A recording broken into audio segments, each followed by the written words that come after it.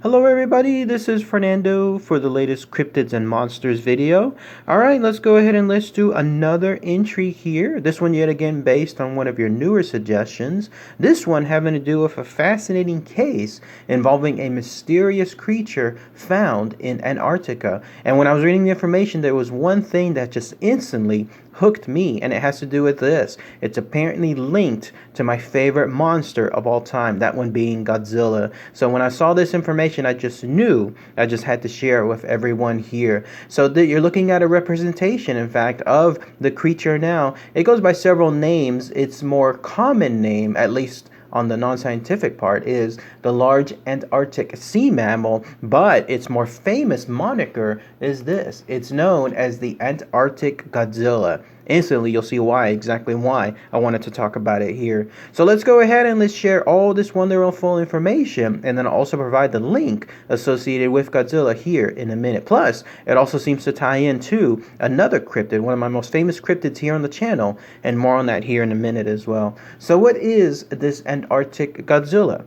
In fact, you're looking again at a representation of it now. This is a creature, a very large, very massive aquatic creature that was found there in the Antarctic waters, and it has to go back a little bit ways, about 1958, February 13th to be specific. Pretty much only one encounter there, but it was definitely memorable enough to still be talked about to this day. And of course, because it's linked to a very famous monster, at least when it comes to a pop culture reference, that also seems to play when it comes to its importance, the way that people still talk about it to this day. But first, let's go ahead and let's mention its physical characteristics, and then I'll talk about the area it was encountered at, including some of the details tied to as far as the crew that saw it. Now, as far as its physical characteristics, it's this.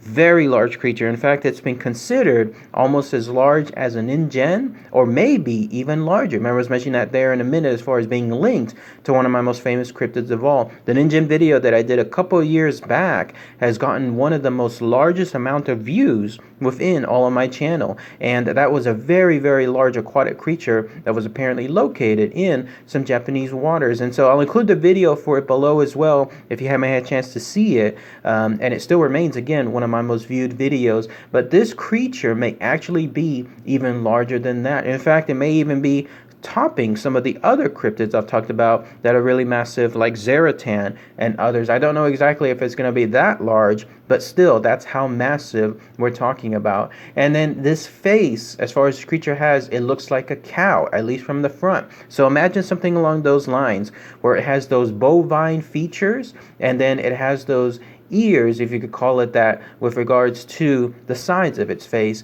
And then the top of its head is known to have a roundish face, almost looking like a monkey, if you could believe it. And its hair surrounding its entire body is considered dark brown. That stood out to me as well, because if we're talking about the Antarctica and then the Antarctic waters, you definitely know that most of those animals there have a very whitish hue to them. Like, they definitely want to make sure that they tie into the environment so they don't stand out when it comes to certain features, especially when it comes to being hunted. But here in this case, with the dark brown features, that tells you there's a good chance it's living mostly in the waters, because that's how it's dark it is down there. And so in that case, having that type of dark brown feature would definitely make more sense. But it has very, very large eyes, those pointed ears, and then shoulders that apparently when it's swimming can be seen at least above the sea. So that also stood out. Imagine something along the lines of like a shark, it has its famous fin, and whenever it goes up to the water, how you can see it right above the water itself.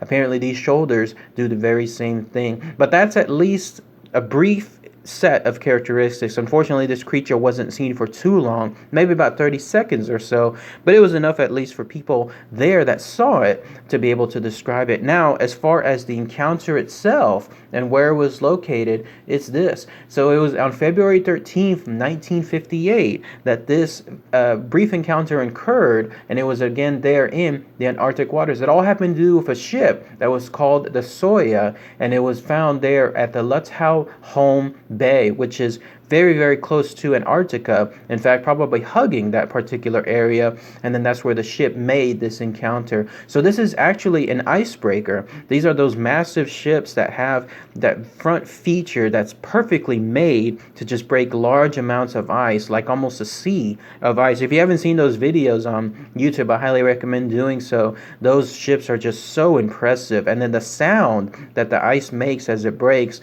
is just something else. So you can imagine how it feels like, let's say if you happen to be on that icebreaker itself. But apparently in that icebreaker there was a captain by the name of Captain Matsumoto, and he was in turn chronicling this encounter in a book that he wrote called Transportation of Antarctica. And then here's how he described it.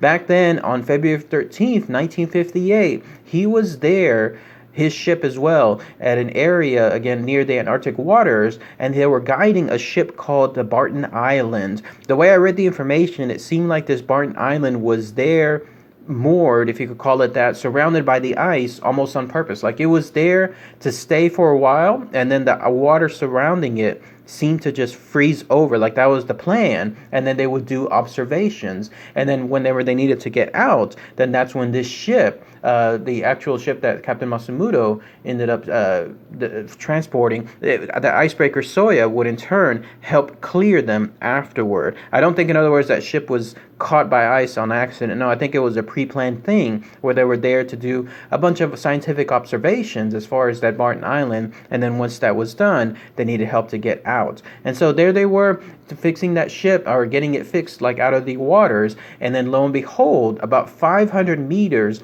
after the Barton Island was advancing to clear waters, that's when they saw this creature. In fact, they actually saw its eyes first, or at least one eye from one side of the face. That's because it was just around 7 p.m. and they saw something black on the surface of the water. And when they realized that there was something there that shouldn't be there, one of the people that was there on the ship stated it's actually a drum can. Like, in other words, the top lid of a drum that was taken off the other ship, the Barton Island. That gives you an idea essentially of how large the eye would be. And so when they looked at the drum can, they realized that no, nothing as far as that can should stay on up, let's say on top of the water. It should actually just sink immediately. And then that's when this eye suddenly turned to them. And not only that, but the rest of the face associated with this creature turned to that Soya as well. So everyone on that ship, everyone on the ship again called Soya, suddenly saw that drum, quote unquote, drum can was actually an eyeball attached to a face, and now the entire face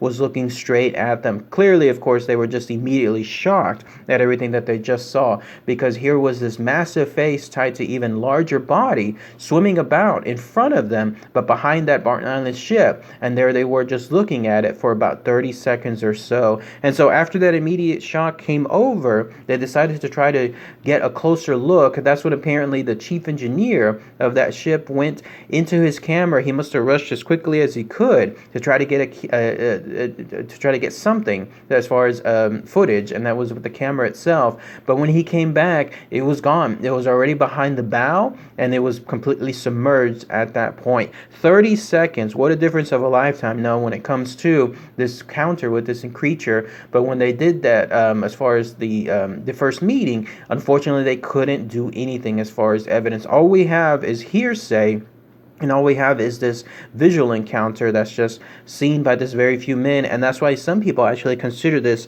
to be a hoax, but in other cases, others don't. And then as far as why it's tied to the Antarctic Godzilla, there's the notion that the people there from the Soya, when they started describing it to other people afterward, they stated and referenced that it looked like a version of Godzilla at least, that would be out there in the Antarctic waters, if that makes sense. And they also stated this: the creature, the way it looked, the fur that it had on it, they actually surmised that it would be something that would be more on land as opposed to, let's say, in the sea. And basically that's because they were reasoning, if you have that much hair, let's say, on your body itself, that's meant to keep things, I guess, cold.